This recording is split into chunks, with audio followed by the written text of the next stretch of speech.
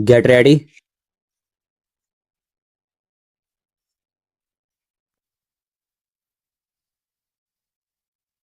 Start.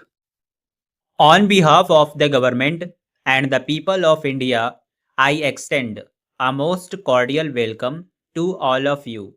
We appreciate the spirit in which you have accepted our invitation for, in spite of the difficulties imposed by distance and by preoccupations in your own countries.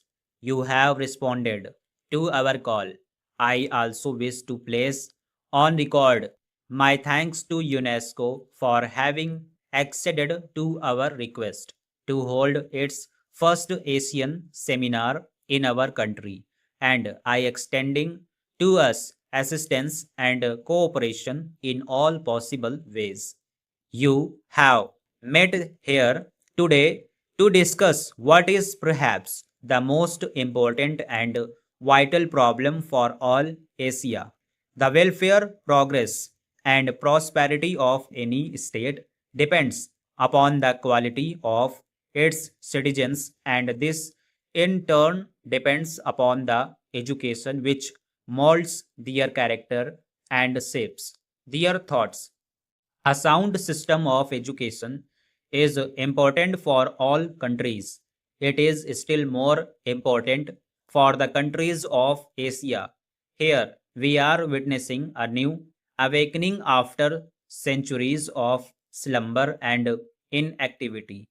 The past glorious traditions of the Asian countries demand that this new awakening must bring to the world a new message, even as our ancient civilizations sent forth to the farthest corners of the globe.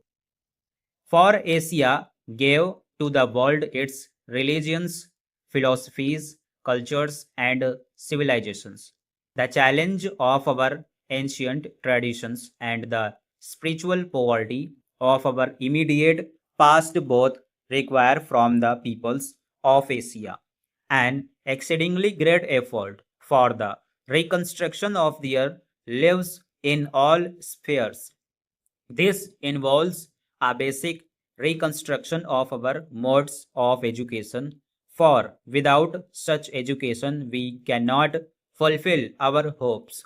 Ours is essentially a democratic age, and the spirit of equality, fraternity, and liberty is sweeping over all the peoples of the world.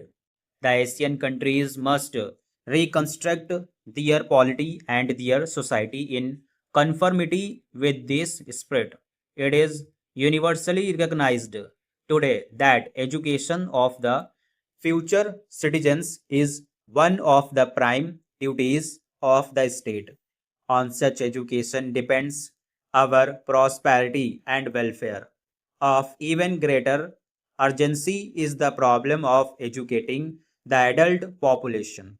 They determine the present, which in its turn will shape our future destiny.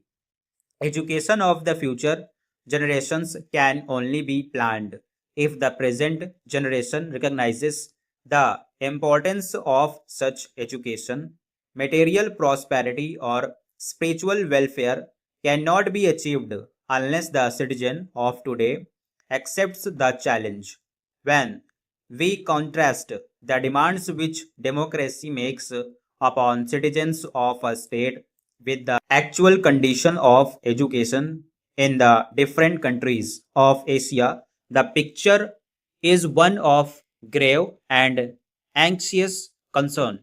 It is true that in some exceptional cases, the problem has been largely mastered. We have Japan, which, according to figures available for 1996, has a literacy figure of 99% and illiteracy of only 1%. Lebanon in the Middle East is also reputed to have a high literacy figure in 1995 to 1996. Literacy in Turkey was 60% in the towns and 40% in the villages. The Philippines, with its figure of 52.6%, is also comparatively well placed. The same remarks would apply to Ceylon, Thailand, Burma, and China. We cannot, however, gauge the magnitude of the problem by percentages alone. China has a literacy figure of over 50%. If we take the total population of China to be 950 millions, this would give an adult population of about 425 millions. It is unlikely that the percentage of literacy will be the same for adults as for children and adolescents. Even if this questionable assumption is granted, the number of adult illiterates in China would be some 225 millions. If we take the figures of India, we find that in pre-partition India, the total number of literates according to the 1941 census was 37 millions, assuming that the number of adult literates is about 40% of the total number of literates. This gives a figure of a little over 15 millions. This refers only to the pre-partition Indian provinces. Partition meant a loss of about 26% of the total population, and assuming that the reduction in the number of literates was in the same proportion and allowing for fluctuations owing to normal processes of birth and death.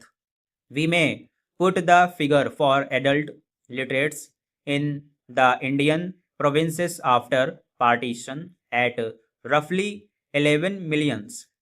To this, we have to add the number of adult literates in the states. This is estimated to be about 6 millions. The number of adult literates in India on the basis of 1941 census is therefore approximately 17 millions against a total adult population of about 180 millions, which gives a literacy percentage of slightly less than 10 for adults. This is not only unsatisfactory but positively disturbing. Naturally, the government of India proposed to give the first priority to it. Stop.